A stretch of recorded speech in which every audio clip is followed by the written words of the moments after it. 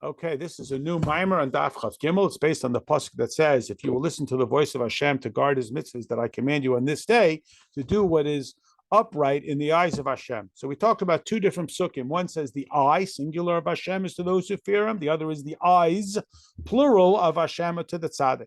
So we explained that there's two levels. Torah is called the inner chamber and the key to the inner chamber, and mitzvahs are called Yira. Is called Yerushalayim is called the keys to the outer chamber. Just like you have to first go through the outer chamber in order to come to the inner chamber. And if you just have the key to the inner chamber, like one who says all I have is Torah, doesn't even have Torah because he has no access to it. Similarly, this is the role of mitzvahs. So the Alter Rebbe quoted the psukim to set up this metaphor that the mitzvahs are like the candle.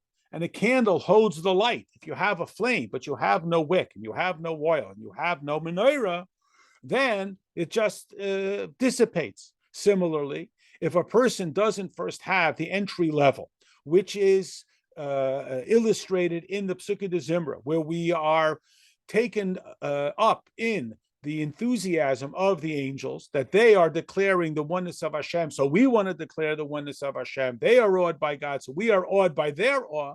That's an introductory level. Then we move up to the Shema. We come to a level that's more intensely directive of it. Like it says, you love Hashem with all of your heart. We come to V'hayu advarim eila shara, that is through the very essence of Atzmus Umahus. And this is what is achievable through Torah. Like when we say that we read the Torah, we use the phrase "Kaira b'Torah," like I call my friend. This is why Torah is described as the names of Hashem.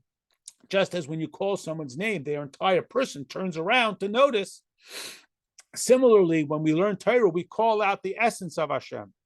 And this is what it means that we are connected through this level. But it first has to go through the process of the mitzvah observance, because without the mitzvah observance, the Torah dissipates. So the mitzvah observance is the keli in which the infinity of Hashem can be invested within the Torah.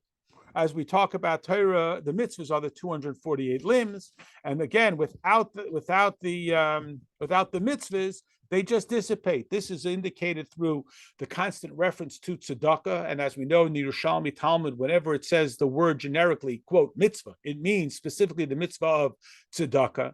And the mitzvah of tzedakah, the mitzvahs, both the mitzvahs aseh and the mitzvahs leis aseh, are like we clean out the room before the king comes in. So in order to make sure that our study of Torah allows for the infinity of godliness to reside within our existence, we have to clean it out through the preparation of the room in the positive sense with mitzvah observance and the removal of the trash in the resistance to the mitzvahs leis aseh. And this is the characteristic that Hashem gives us. So like we talked about, there is the description of the ayin Hashem, the eye of Hashem. And the eye of Hashem is when we're not doing everything right. And the Eini Hashem, the eyes of Hashem. So again, just to follow the metaphor one step further, it's similar to the idea of the depth perception, that when you have both eyes, you do not see a distinction between up and down, big and small, this world, that world, this world, the world to come, where we commonly grade them out. Rather, we start to get a Yehudi law perspective where all of this world, all things have no stature in the awareness of Hashem. And this is why we have to say moedim, because we have to have at least a basic level of acknowledgement.